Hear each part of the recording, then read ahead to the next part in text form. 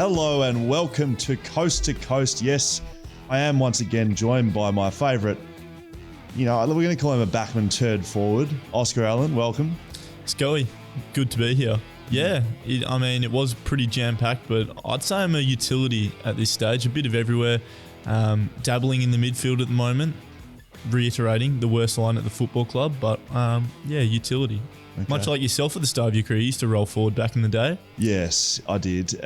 Look, not a lot of quality there though, unlike this podcast, which is filled with quality. We have changed locations this week. We're at the top of the Sky Deck.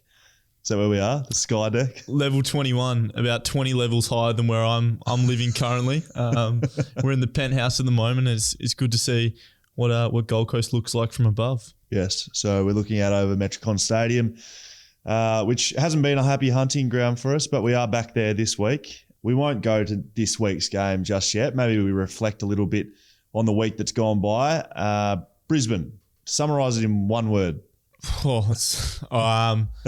Disappointing. Yeah. Disappointing. Yep. I think people watching from home would also think our output was better. We cracked in hard, but we weren't good enough. That's the bottom line, and we need to be better. No excuses once again. We'll just need to be better this weekend and get a really important 4 points at Metricon, as you alluded to. A couple of milestone games. Andrew Gaff, Jamie Cripps, 200 and 150 respectively. Cripper being 150 for the footy club. He's now a life member. Obviously, they're huge accomplishments. I mean, when you get drafted, it's probably one of the things you bookmark, playing 150 games for the club and becoming a life member. That's something that I have as one of my goals in my career and something I'd love to achieve. And obviously, Cripper's done that now. And Gaffy, we all know Gaffy's had a tremendous career. He's barely missed any footy from when he was drafted, 10 years ago. AFL life member, best and fairest, All-Australian. He's got a lot of the accolades and he's... You were still in primary school back then, weren't you? 10 years ago, I was 11 years old when Gaffy was drafted. Gaffy and Cripper were the same draft year. The best draft year this football club's ever seen. Who else? JD. Yes, Jack Darling. Scott Lysett. I mean, Cripper wasn't drafted here, but... Yes. That year, Gov. Jeremy McGovern. And Gaffy. So... It's pretty amazing. Gaffy, JD and Gov all been All-Australian? Yes. Has Cripper been in a squad? No. No, I don't think so. He's more of a rewarded guy at the footy club than possibly looking in from out. I think inside our four walls, he'd be close to first pick most weeks. Yeah, he's so highly rated and he plays such an important role for our side. And off field, he's a ripper bloke. Scully, you've had more time with him than me. But as long as I've been at the club, he's welcomed me with open arms in the forward line and great to learn off. When you play a milestone game at our footy club, I'm sure it's very similar at other AFL clubs and even down at the amateur levels, you get a highlight video. I've seen a lot in my time. I'll talk. Gaffy's was very good, but it was the gaff stuff. He was winning the footy and he was hitting targets, and it's quite tough, Gaffy. People might not associate that with him. I guess looking at him, he's a bit of a old pile of rags sort of player, isn't he? Sort of just thrown out there, and I don't know how he's playing the game so well, but he is. Yeah, just shuffles around, doesn't get out of third gear, but somehow he's always in space. So his highlights video was great. Jamie Cripps, you wouldn't be able to actually put this in a scale, but he was in my top 3 of all time. I've seen Judds, Coxes, Kerrs, Cripps top 3. Really? Yes. Cribbers was good. He kicked a lot of good goals early in his career, like some serious benders from the boundary line. Yep. Best I've seen is Lecker. I remember early in my first year at the club, very good. Lecker's 250th. I was like, wow, this guy's kicked some ridiculous goals. And then they showed the Essendon game, which was just a freak show. Yeah, Lecker's was good. Chris Judds was my best. So it must have been his 100th, and it was in my first or second year at the club. Almost had to have been the first. I don't think I played with him in the second year. Yeah. So his was amazing. Like, as you can imagine, Chris Judd's first 100, probably the best first 100 games anyone has ever played. Yeah. But yeah, Cripper, I just didn't, it was unexpected a little bit as well. And we got to watch that. Good soundtrack as well. Limp Bizkit. Don't know the exact name, but it's My Way or the Highway. It was a very good song as well, which is very important when it comes to highlight videos. If you stuff that up, you may as well not make one. Yeah. Just remember that, Oscar. Do you get to pick your own? Yes. Oh. It's important. Yeah, that is important. Hopefully I get a milestone big enough to have a song and a video clip and actually have something except me punching the ball over the boundary line in halving contest. Speaking of Essendon, the big sub. Speaking of Essendon, Lecker kicking 11 against Essendon. Okay, because we weren't speaking. Okay. We mentioned. Nice segue. Probably the biggest story in footy over the week. Well, definitely the biggest story in footy, maybe even in Australian society this week. Obviously, Connor McKenna testing positive for COVID-19. The first AFL player to test positive. Your initial thoughts, reactions? I felt sorry for Connor initially, and it hasn't really changed that much. I've seen a fair bit of coverage through the media, and I feel sorry for him because I feel like it was inevitable that was going to happen. We got 800 and something players in the AFL, and yes, we're following a lot of guidelines and restrictions, and everyone's trying their best, but Australia isn't COVID free, and we are still interacting with the public. We are still in a contact sport. There are still risks, and that's the whole point of it. There's risks, and I don't even know any details, and I'd say most people don't know the details, but I think overall I felt sorry for him. He's a young guy. He probably feels like the weight of the AFL is on his shoulders at the moment, and there's been changes to rules because of his slip up personally, but realistically, I think it was always going to happen. It was just going to be who, not if, and he's the guy. So it is what it is. I found that is what it is, right? So off the back of that, we've had, we call it a rule change or a requirement change. Yeah, change of protocols. Change in protocols. No contact in a large group at all. Which is generally what I think every football club in the history of the world, yes, their main training session during the week, they'll do a little, shall we say, scrimmage or practice match, 18 on 18, 15 on 15, which obviously involves contact, which can now no longer take place. I don't think that's been given enough coverage, or maybe it's not well enough understood. Maybe I'm not even meant to be saying this, but I think that's the single biggest issue to the AFL game is not being able to train in contact in a large group. Yes, we're allowed to do it in groups of 6 to 9 or so. I don't know what it is anymore. But we can't, as a group, train with contact. And I don't know how you get better. I honestly don't know how you improve at a contact sport with a lot of the things we do if you can't train with contact, because it suddenly means that everything you do is unrealistic. It's not game-like. Yes, you can do the closed skill stuff like goal kicking or touch or kicking in lanes. However, footy's a contact pressure sport. And if you can't apply appropriate pressure while you're training, you cannot get better. There's no way around it. And so, yes, it's a health and safety measure, but I feel like it's just, well, doesn't matter what you do during the week, get a game out there, guys. We need games out there. Let's go. Yeah, I think when you be careful. You be careful what you say, Oscar, because I'm a senior player and I can cop any wrath that comes off the back of this. Yeah, I just think if you look at all the best players, the thing that sets them apart is their decision making, and you improve decision making by putting yourself in those high pressure scenarios through training and games, and it will be difficult to replicate that. Yep, that's correct. That's all I'm saying. It's just going to be difficult, but you know what? It is what it is. All 18 clubs have the same standards. It's not like we have to do it and other clubs don't. So I suppose for me, young player, take it as it is, put your head down and do what you can to get better. Good boy. So another change that happened during the week, and it's been evolving and it's even evolving as we speak, is crowds. Yeah. So probably last week, probably up until midweek, there was going to be no crowds at all.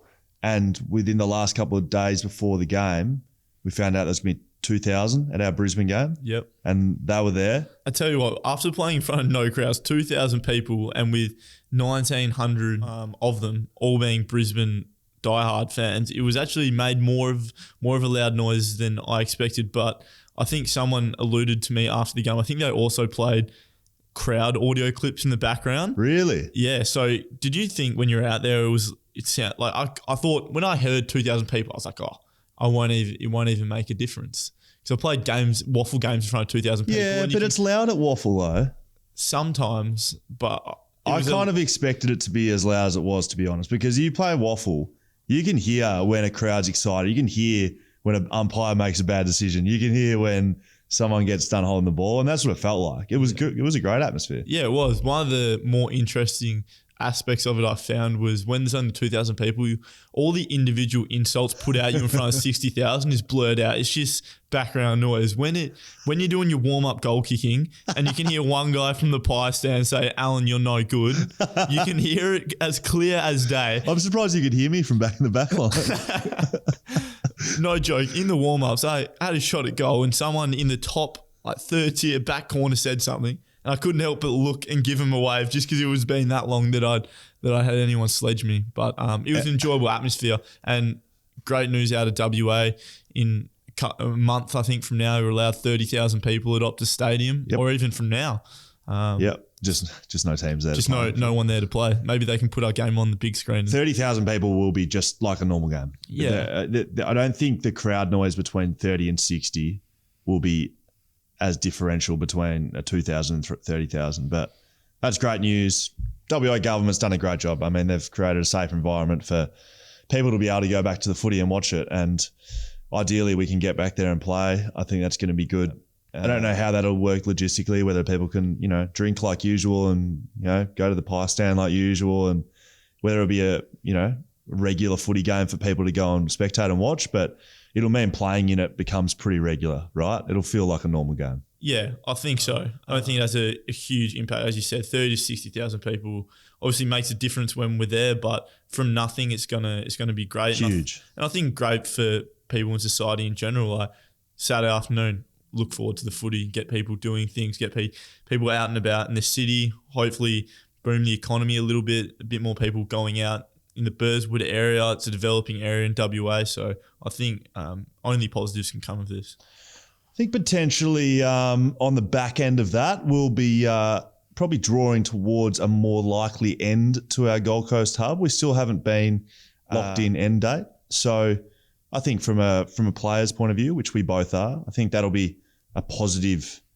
little side note is we'll probably get an end date and be able to work off that. And ideally that'll put a few more things in a bit more black and white, because we've been living in a bit of a world of grey as most people have been in society. But I think that's probably been my personal most difficult part, is just the grey, when you're really used to living in a black and white world where you're told what to do, when to do it, what's happening. You have a 22-week schedule. Here's who you're playing.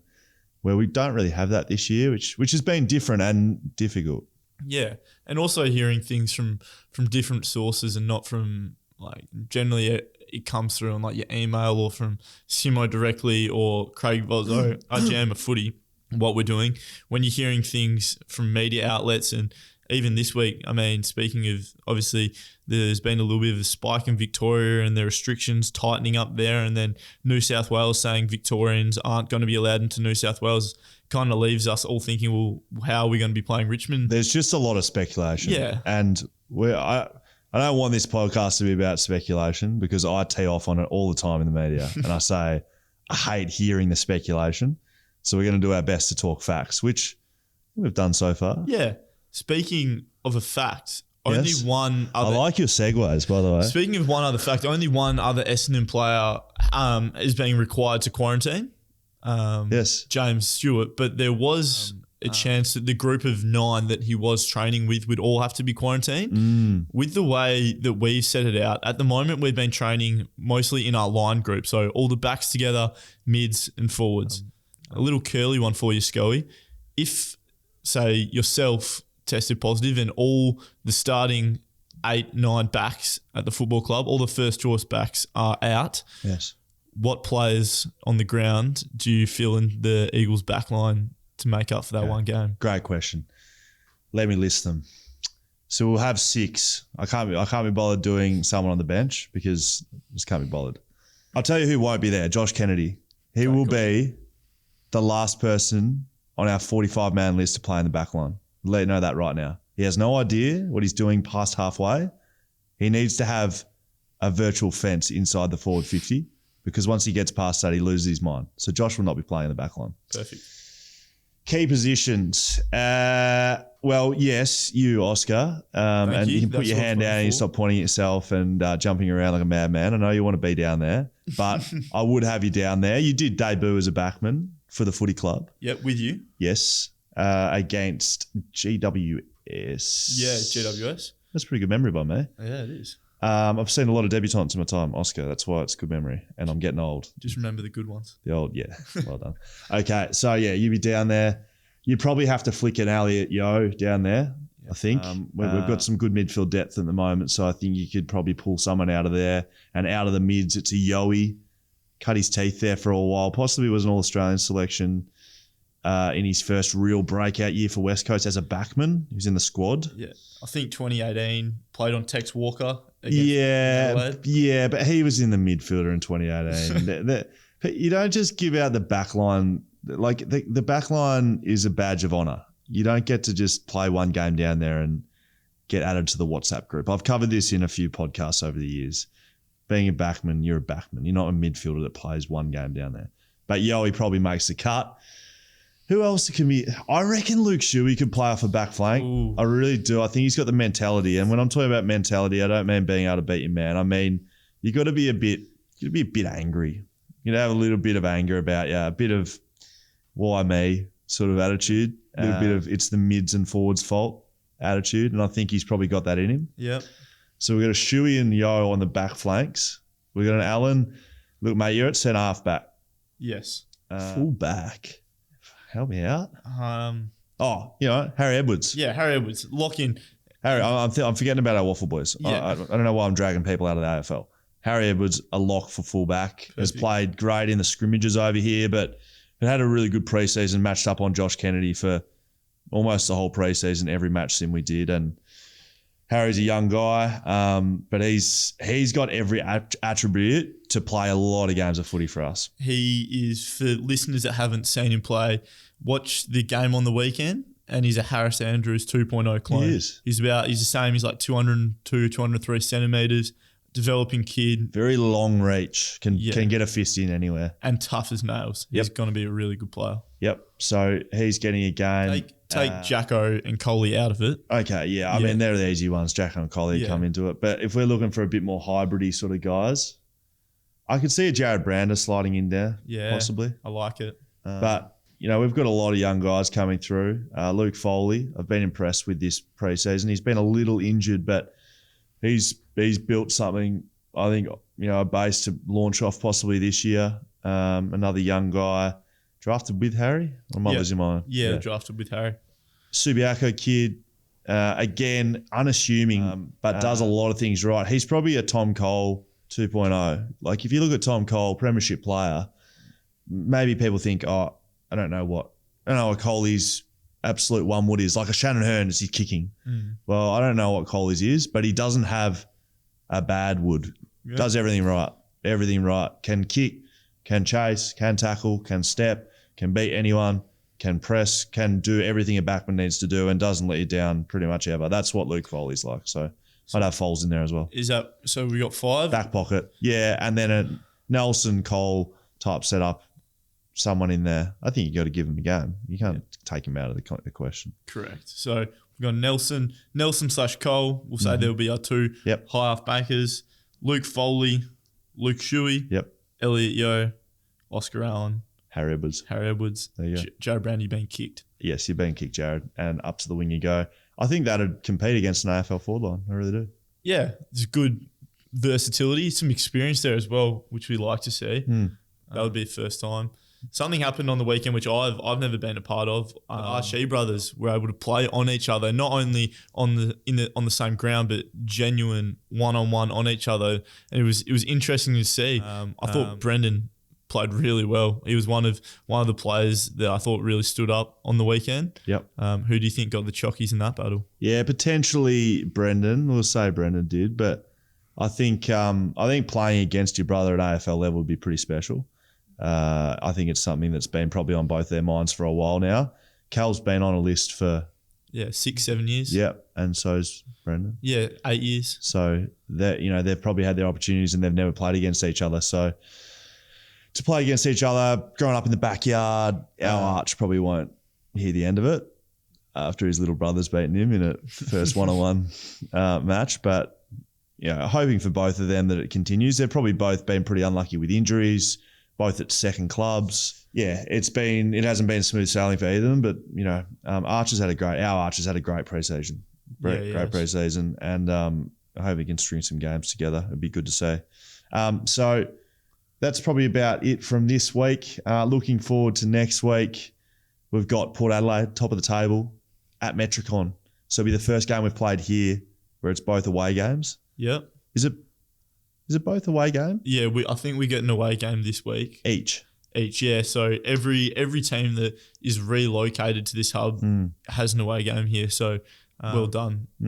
People that made the fixtures. It's very fair. But I'm looking forward to it. A day game.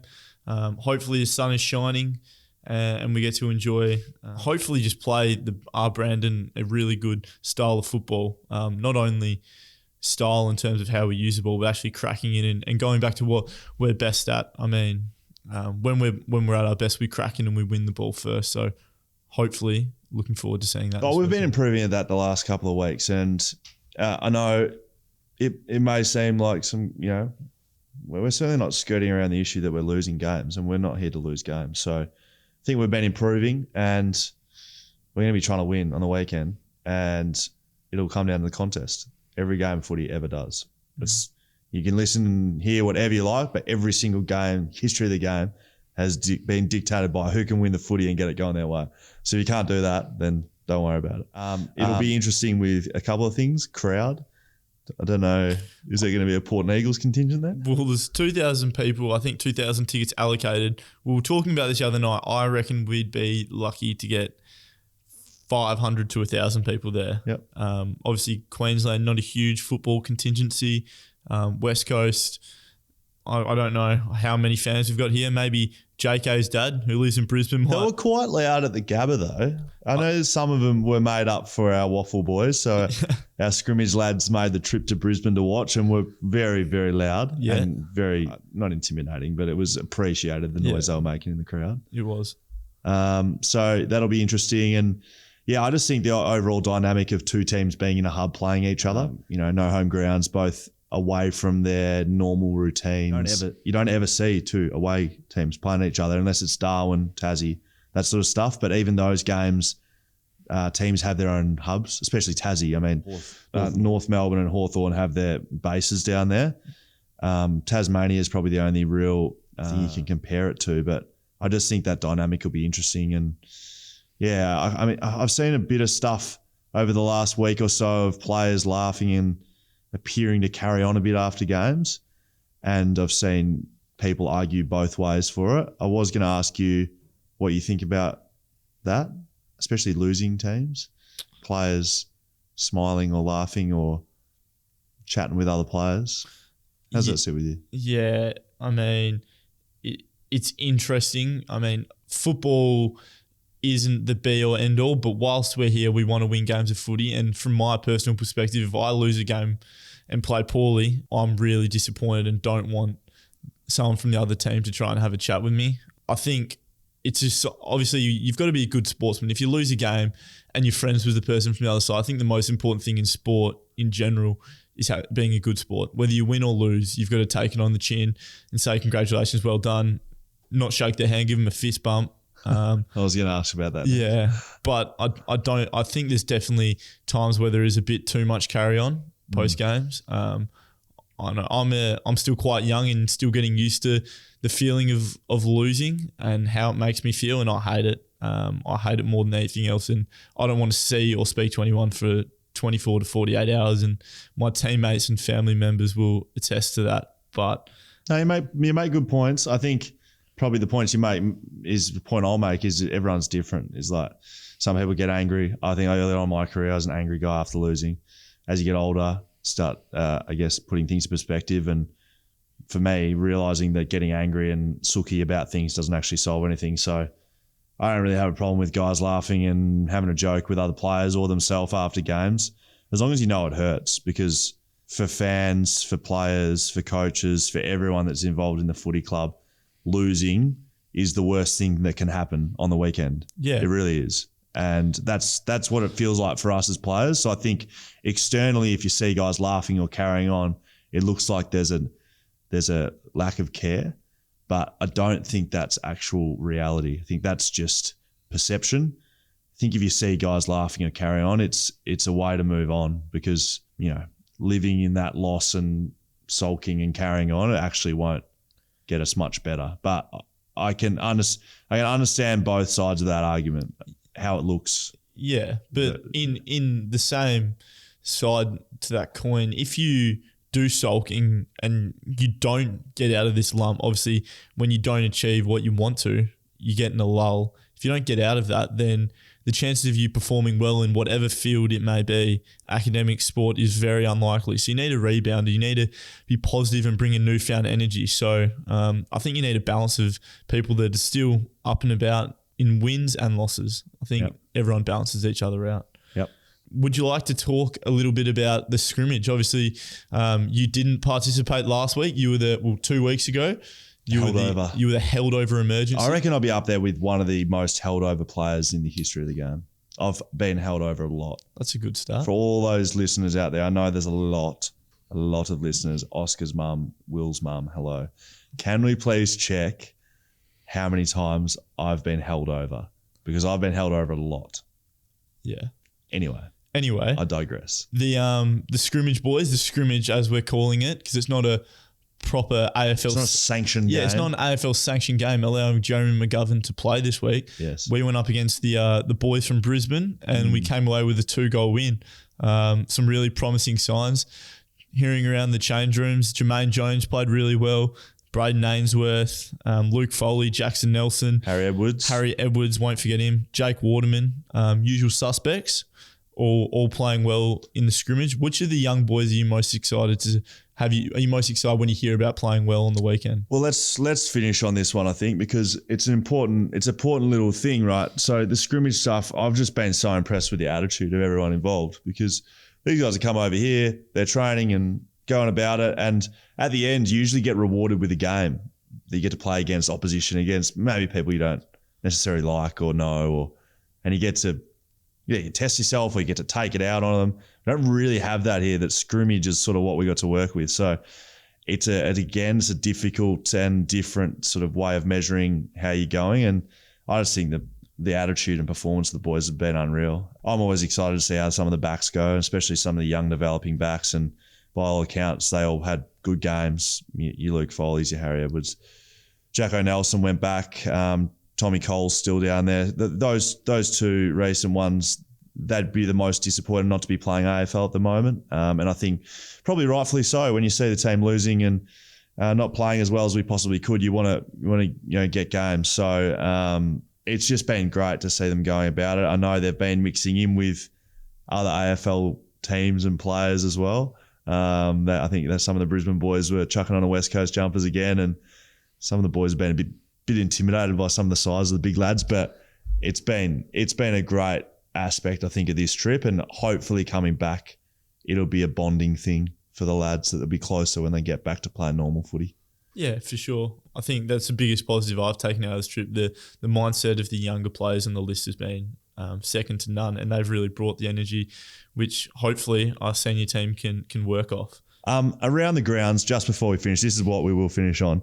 I have, as always, been monitoring the media quite closely, and I had a bit of a chuckle to myself over a Tom Brown and Brian Taylor interaction on the TV. I think it was Thursday or Friday night footy, and the topic of player salaries came up. And I've only seen the clip that's on social media. I didn't see the full discussion, but Tom Brown, you'd call him an investigative journalist, sports journalist over in Melbourne, believes or felt that AFL players' salaries should be made public and shown bare for all to see.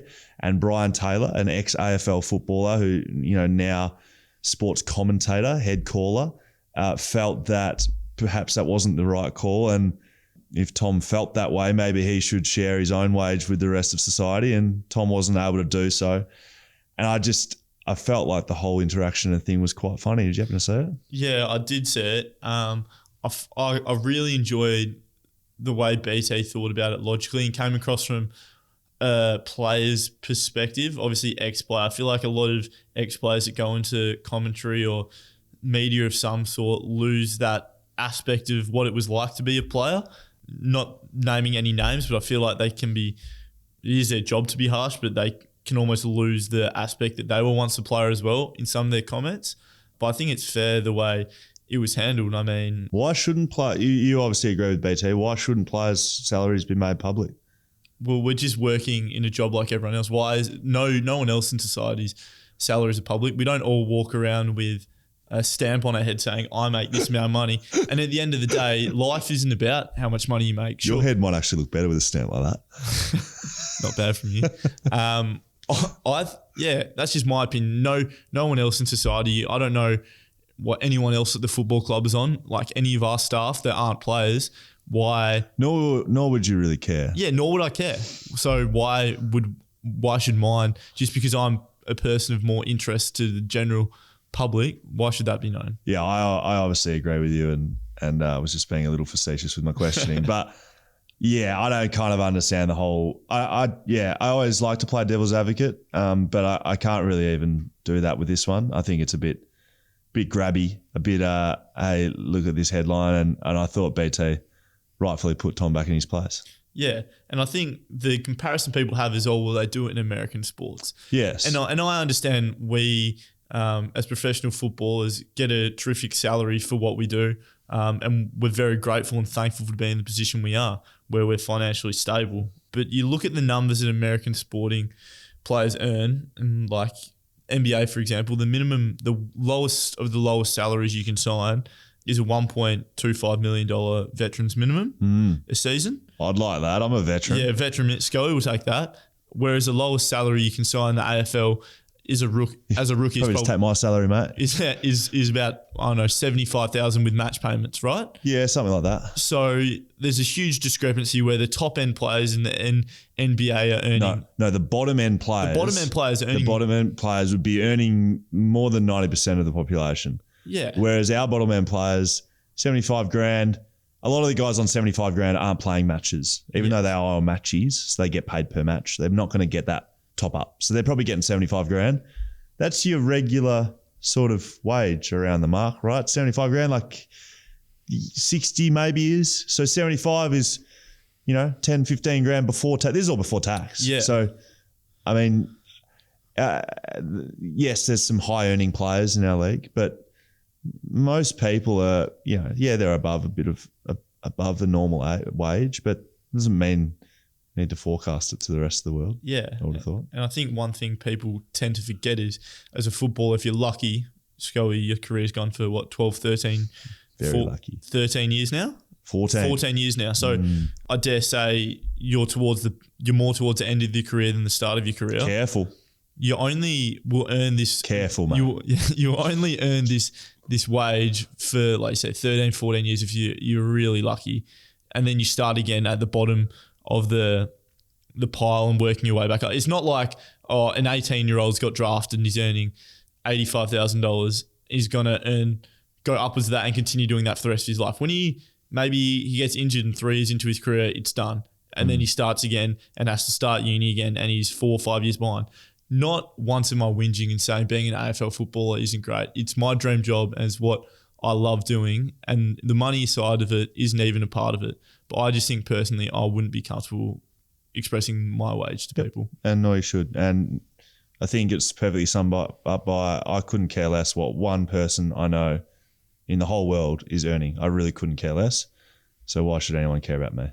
Well said. That's about it for Coast to Coast. Brought to you at the Sky Deck at the Royal Pines Resort.